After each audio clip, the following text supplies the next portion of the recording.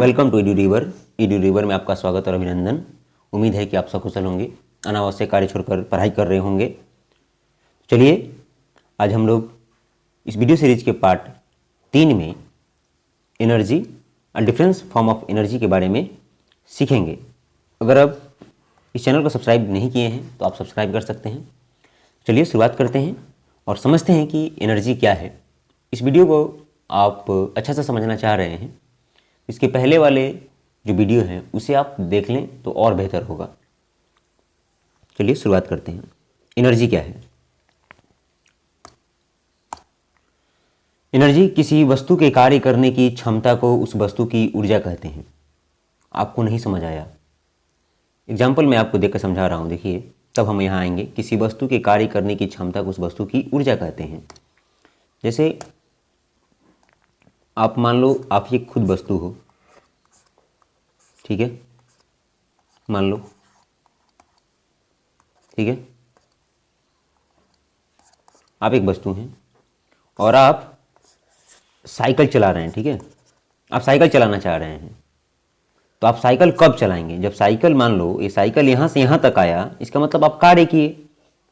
आपको मालूम है ना कार्य क्या होगा? बल लगे और विस्थापन हो। साइकिल आपका यहाँ से यहाँ तक आ गया, आप ही लेकर आए हैं, इसका मतलब आप कार्य किए।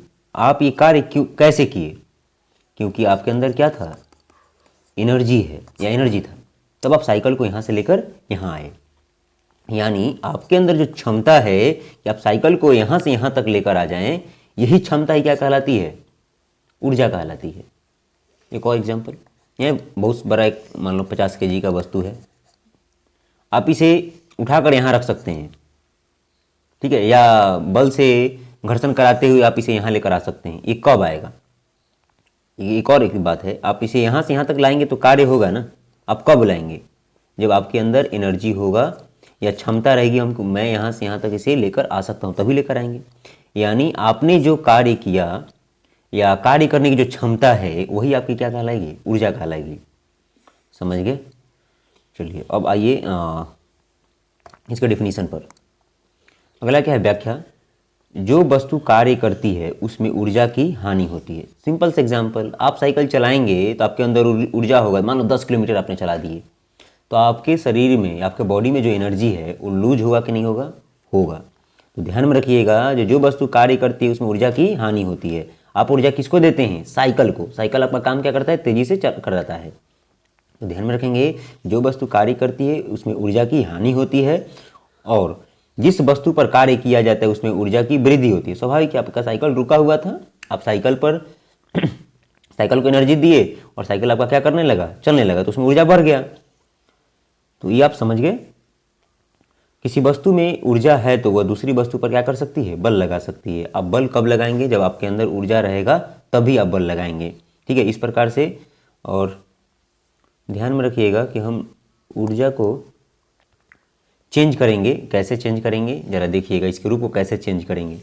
पहले हम लोग समझ लेते हैं कि ऊर्जा कितने प्रकार के होते हैं, या ऊर्जा का रूप समझते हैं। ऊर्जा के प्रकार की हम बात नहीं करेंगे, ऊर्जा के रूप की बात करेंगे। डिफरेंस फॉर्म ऑफ एनर्जी, ऊर्जा के विभिन्न रूप। ऊर्जा को जनरली 2 रूपों में डिवाइड किया गया, यांत्रिक ऊर्जा और एक है अयांत्रिक ऊर्जा, ठीक है। हम लोगों को जनरली गतिज ऊर्जा, स्थितिज ऊर्जा पढ़ना है।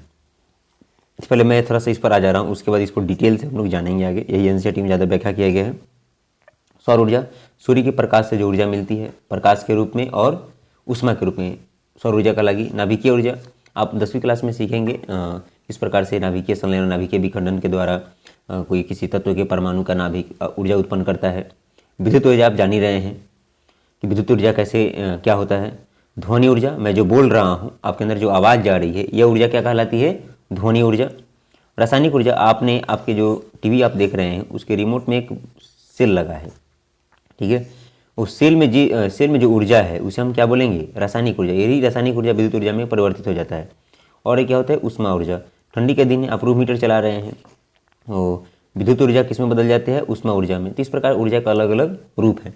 हम लोग ऊर्जा को एक रूप से दूसरे रूप में परिवर्तित कर सकते हैं। ध्यान में रखिएगा, ऊर्जा को हम लोग क्या कर सकते हैं? एक रूप में दूसरे रूप में परिवर्तित, एक रूप से दूसरे रूप में परिवर्तित कर सकते हैं। एक छोटा सा एग्जांपल मैं आपको देके बता रहा हूँ।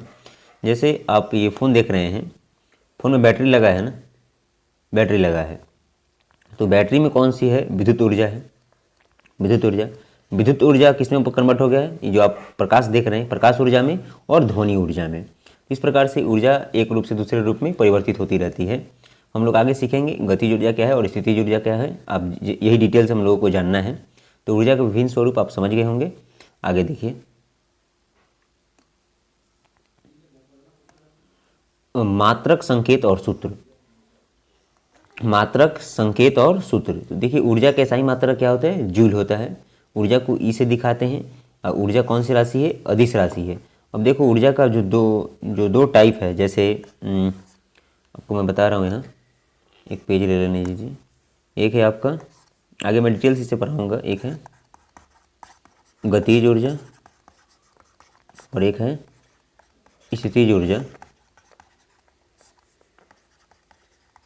ये है आपका काइनेटिक एनर्जी और ये है पोटेंशियल एनर्जी। काइनेटिक एनर्जी को हम लोग EK से दिखाएंगे और इसको दिखाएंगे EP से। इसका सूत्र होता है 1/2 mv² और इसका होता है mgh। इन तमाम बातों का हम लोग आगे अध्ययन करेंगे। तो उम्मीद है कि आप यहाँ तक समझ गए होंगे। आप